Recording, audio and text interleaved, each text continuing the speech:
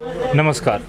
Unlock 1.0 की प्रक्रिया जो है वो 30 जून को पूरी तरह से ख़त्म हो जाएगी और अनलॉक 2.0 जो है पहली तारीख से शुरू हो जाएगा। हालांकि जम्मू एंड कश्मीर में 8 तारीख से अनलॉक की प्रक्रिया शुरू हो चुकी थी, पर कई सारी चीज़ें जो हैं वो धीरे धीरे कर अब खुलना शुरू हो चुकी हैं। लॉकडाउन ख़त्म हुआ, कोरोना वायरस का कहर अभी भी लगातार बना हुआ है, 7,000 से ज़्यादा केसेस हो चुके हैं। बावजूद उसके मार्केट जो हैं धीरे धीरे खुल रही हैं। और क्या अनलॉक 1.0 में मार्केट्स का हाल रहा और अनलॉक 2.0 से किस तरह की उम्मीद है, इस सब पर बातचीत करने के लिए मेरे साथ Jammu and Kashmir traders association, warehouse traders association के जनरल सेक्रेटरी दीपक गुप्ता जी मौजूद हैं। दीपक जी, सबसे पहले बात करना चाहें, लॉकडाउन जब ख़त्म हुआ तो ट्रेडर्स को भी उम्मीद थी कि अब धीरे धीरे मार्केट जो है वो खुलेगी, हालात सामान्य होंगे। किस तरह का रिस्पांस आया अनलॉक 1.0 में? ऐसा है, जब लॉकडाउन शुरू हुआ तो उस समय हमारे प्रधानमंत्री जी ने सही फैसला लिया और पूरा लॉकडाउन किया पूरे हिंदुस्तान को, और हमारे जम्मू कश्मीर यूटी में भी हुआ। तो उस समय हमने ये देखा कि किस तरह हमने सोशल डिस्टेंसेस में रहना है, कैसे मास्क पहनने हैं, कैसे हमने सैनिटाइज करना है। ये बहुत ज़रूरी था कि एक मैसेज चले जाए आम जनता के बीच और कंज्यूमर के बीच, और सबके साथ लोगों को पता चल जाए कि हमने कैसे रहना है। अब जैसे जैसे लॉकडाउन ख़त्म होते गए 1, 2, 3, 4, अब ऑन लॉकडाउन 1 जो शुरू हुआ तो उस समय गतिविधियाँ शुरू हो गई। और ऐसा तो हो नहीं सकता कि लॉकडाउन रहे तो हमने इकॉनमी भी देश की चलानी है। जो हमने संदेश देना चाहते थे हमारे प्रधानमंत्री की सोशल डिस्टेंसेस में आप रहें, जो मेन मूल मंत्र है इस कोरोना वायरस को लड़ने का, कि हम सोशल डिस्टेंसेस में रहें। ये होना चाहिए कि आपके जो सामने वाला है उसको वायरस है, आपने उससे बचना है। तो मुझे आशा है कि अगर जब इस ध्यान से आप रहोगे कि सोशल डिस्टेंसेस में रहेंगे तो मुझे लगता है कि जो वायरस का ख़त्म हो जाएगा और आम जनता के बीच जो कम्युनिटी स्प्रेड है वो कम से कम नहीं रहेगी।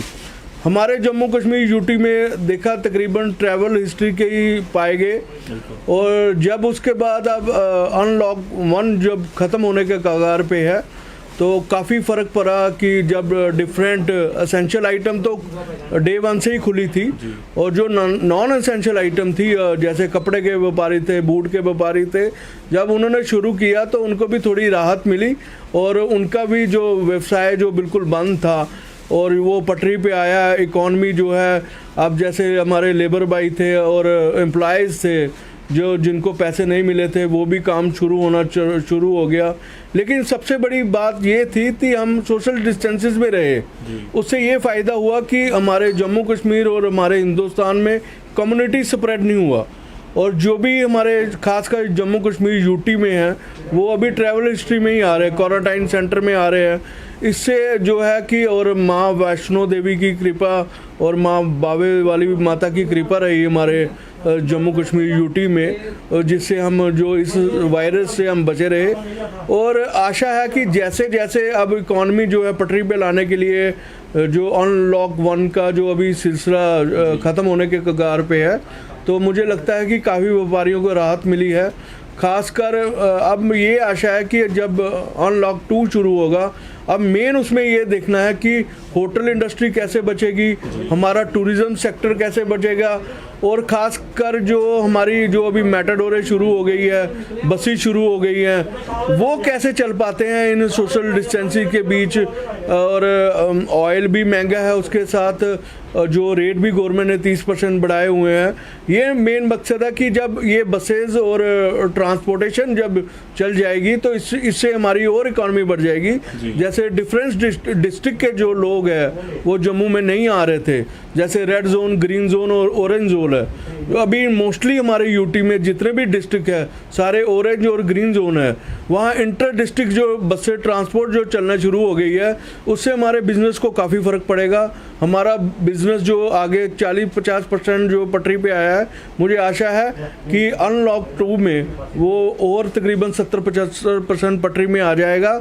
और जो खासकर जो मध्यम वर्ग का व्यापारी है और जो छोटे छोटे व्यापारी हैं, जो एम्प्लॉइज़ हैं, जो आम लोग जो छोटे छोटे जो दिन में रोज़गार करते हैं, शाम को खाते हैं, उनको जो काफ़ी बड़ी राहत मिलेगी अनलॉक 2 में। जी दीपक जी, कंज्यूमर का किस तरह से रिस्पांस रहा, क्योंकि लॉकडाउन में कंज्यूमर बाहर नहीं आ पा रहा था, पर अनलॉक में उनको इजाज़त दी गई कि आप बाहर जाइए एक लिमिटेड समय के लिए। किस तरह का रिस्पांस ट्रेडर्स ने देखा, क्योंकि उम्मीद थी कि ज़्यादा लोग बाहर आएंगे तो कम्युनिटी स्प्रेड भी हो सकता है, सोशल डिस्टेंसिंग का पालन नहीं होगा, तो किस तरह से ट्रेडर्स ने उस सारी चीज़ों को मैनेज किया और कंज्यूमर का रिस्पांस महत्वपूर्ण क्या रहा?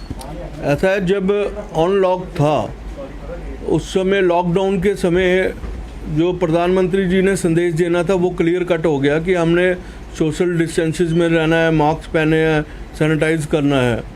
तो फिर जब अनलॉक 1 हुआ, जब 2 हुआ, जब कंज्यूमर हमारे पास आने लगा, तो ये एक संदेश तो पहले चला गया था, तो वो भी देखने लगा कि अगर हमारी दुकानों में 1-2 कस्टमर है तो वो बाहर ही रुक जाता था, और जब वो चले जाते थे तो फिर वो अंदर आता था। ये एक बहुत बड़ा संदेश था जी, जो पहले हमने लॉकडाउन में सीखा, तो और वो उसी का पालन अभी भी चल रहा है। अब तो असेंशियल आइटम, जो नॉन असेंशियल आइटम है, वो भी असेंशियल हो गई हैं। अब जी कईयों के पास शूज़ नहीं है, कईयों के पास कपड़े नहीं है, ख़त्म हो गए हैं जहाँ, अब वो व्यापार भी है, पटरी पे आ गया है। और जो कंज्यूमर है, और आपके माध्यम से फिर अपील करना चाहता हूँ, जो कंज्यूमर है, जहाँ आम पब्लिक है, वो जहाँ भी जाए और ख़ास कर वो ध्यान में ये रखें कि अपने मकसद में ये रखें कि मेरे जो सामने वाला है वो हो सकता है उसको वायरस है। जब आप इस तरह से मन में विचार रखेंगे, मुझे लगता है कि जो कम्युनिटी स्प्रेड है वो रुक जाएगा, और कंज्यूमर जो है वो इस समय आ रहे हैं, माल ले रहे हैं, सामान जा रहा है, उनके घरों में जा रहा है, कोई दिक्कत नहीं हो रही है। और हमने भी अपने दुकानदारों को, अपने एम्प्लॉइज़ को, अपने लेबर वाले को पूरे मास्क, सैनिटाइज और ख़ासकर सोशल डिस्टेंसेस के ऊपर पूरा ध्यान रखा है। हमने भी पूरे मार्केट में संदेश दिया है, और हमने ये किया है कि कोई भी नया एम्प्लॉइज़ आने से पहले कोविड-19 का टेस्ट होगा, फिर ही अंदर आ सकेगा, ताकि हमें पता चले कि उसकी ट्रैवल हिस्ट्री कहाँ पे है, और जहाँ रुक के आया वो वहाँ पे क्या वाकई कोविड-19 से बचा हुआ है, जो पॉजिटिव है। तब तक हम उस नए बंदे को कोई भी अंदर नहीं आने दे रहे। और जो मेरे कंज्यूमर भाई भी आ रहे हैं, वो भी पूरा अवेयर होके आ रहे हैं, और पूरे टेस्ट और पूरा वो सोशल डिस्टेंसेस, मास्क वगैरह सबने डाले हुए हैं। दीपक जी, अब अनलॉक 2.0 में क्या उम्मीद है, क्योंकि बसेस, मेट्रोडोर्स को शुरू किया गया है 50% की कैपेसिटी के साथ, और रेट्स भी उसके लिए बढ़ाए गए हैं, पेट्रोल भी लगातार जो है उसका प्राइस भी बढ़ रहा है, कंज्यूमर की जेब पे काफ़ी बड़ा असर पड़ा है। जहाँ लीकर की भी बात करें तो उसके रेट्स भी बढ़ाए गए थे। क्या ट्रेडर्स अब डिमांड कर रहे हैं, क्योंकि रेट्स जब ज़्यादा होते हैं तो कंज्यूमर जो है वो हिचकिचाता है प्रोडक्ट खरीदने के लिए? क्या ऐसी कोई उम्मीद है राहत पैकेज की कि ट्रेडर्स को कुछ बेनिफिट मिले, ताकि वो बेनिफिट जो है वो कंज्यूमर तक अल्टीमेटली पहुंचे? ऐसा है, जब आपने पेट्रोल की बात की, डीजल की बात की, देखो इस समय जो हमारा देश है बड़ा मुसीबत की घड़ी में है, और इस समय अगर हम ऐसी बातें करेंगे तो मुझे लगता है कि हम देश के साथ नहीं खड़े, हम अपने फ़ायदे के साथ खड़े। देखो इस समय गवर्नमेंट, सेंट्रल गवर्नमेंट कितने लोगों को सैलरी दे रही है, इतना बड़ा एनवायरनमेंट है, ऊपर से चीन हमारे को आंखें दिखा रहा है, पाकिस्तान हमें आंखें दिखा रहा है, नेपाल हमें आंखें दिखा रहा है। हमें इस समय जो है देश के हितों के साथ खड़ा होना चाहिए, और ये सस्ते के चक्कर में हम ना रहें। और आप देखा कि और आपके माध्यम से हम ये अपील करेंगे, जैसे हमने चाइना का बहिष्कार किया, चाइना के प्रोडक्ट का बहिष्कार किया, एक बार ये हम ठान ले कि कंज्यूमर जो इकॉनमी चेंज करने के लिए बड़ा एक मुख्य मुद्दा है उनका, अगर कंज्यूमर हमारे ट्रेडर्स के पास जाता है, वो मन में सोचे कि अगर नेपाल की बनी हुई चीज़ें वो नहीं खरीदे और नेपाल के बने हुए प्रोडक्ट वो नहीं देखे, तो मुझे लगता है कि चाइना की इकॉनमी को ख़त्म करने के लिए हमें बहुत बड़ी सहायता मिलेगी, और हमारी इकॉनमी जो है वो बढ़ जाएगी। जब हम आत्मनिर्भर की बात करते हैं, आत्मनिर्भर बनने की बात करते हैं, हम अपने हिंदुस्तान के बने हुए प्रोडक्ट के बनाएं, खरीदें। और इस समय गवर्नमेंट को भी चाहिए, गवर्नमेंट चाहिए, जैसे बड़ी बड़ी फैक्ट्रीज, आप मोबाइल की फैक्ट्रीज लगी हुई हैं यहाँ पे, तो उनको चाहिए जो उनके साथ में जो कंसर्निंग प्रोडक्ट है, जैसे बाहर स्क्रीन है या कुछ है, वो सारा बाहर से आ रहा है।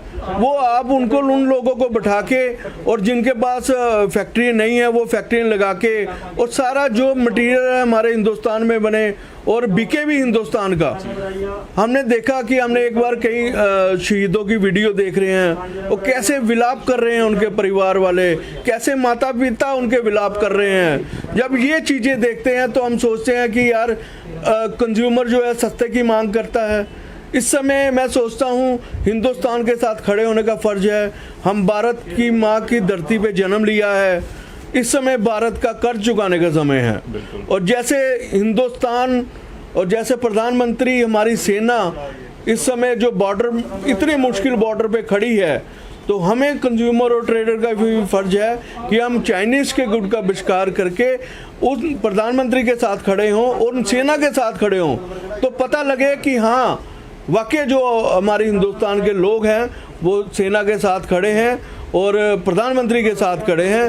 और आपके माध्यम से फिर एक बार अपील करूंगा, जितने भी मेरे कंज्यूमर भाई, जितने भी ट्रेडर हैं, वो चाइना का बहिष्कार करें, चाइना के प्रोडक्ट का बहिष्कार करें। और साथ में गवर्नमेंट से भी कहूँगा कि एक मीटिंग बुला के एक एजेंसी बीच में बिठाएं जिसमें गवर्नमेंट और ट्रेडर्स बैठे, इंडस्ट्री बैठे, हम देखें कि गवर्नमेंट के अंदर क्या कमियां हैं, हमारे ट्रेडर्स के अंदर क्या कमियां हैं, हमारे इंडस्ट्रीज के अंदर क्या कमी है, और जॉइंट टीम बन के हम ऐसा काम करें जिससे हमारी देश की इकॉनमी मजबूत हो, जिससे हमारे जिन लोगों की नौकरियां गई हैं हम उनको नौकरियों को रिवाइव कर सकें। और जो लोगों के पास रोजगार नहीं है, गवर्नमेंट के पास अगर 10,000 का पैकेज है तो हमारे पास जो है प्राइवेट सेक्टर है, हम उसको 1 लाख का पैकेज वहाँ निकालें और देखें हमारे जम्मू कश्मीर यूटी में किन किन की इंडस्ट्री एरिया में नौकरियां बन सकती हैं और कैसे।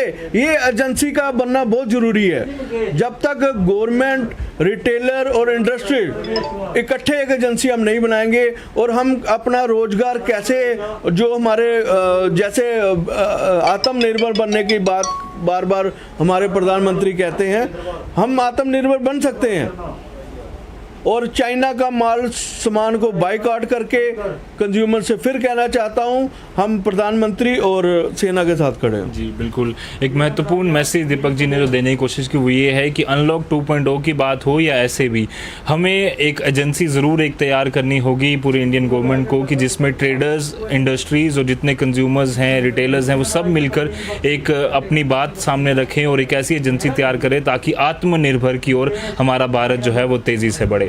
उम्मीद है कि अनलॉक 2.0 में साथ ही साथ कोरोना वायरस के हम भी जो इकोनॉमी है वो भी रिवाइव कर पाएँ और कोरोना वायरस पूरी तरह से देश और दुनिया से ख़त्म हो जाए। फिलहाल के लिए दीजिए इजाज़त, बाकी अपडेट्स के लिए आप बने रहिए द न्यूज़ नाउ के साथ। मुझे और मेरे कैमरामैन अंकुर सेठी को दीजिए इजाज़त। धन्यवाद।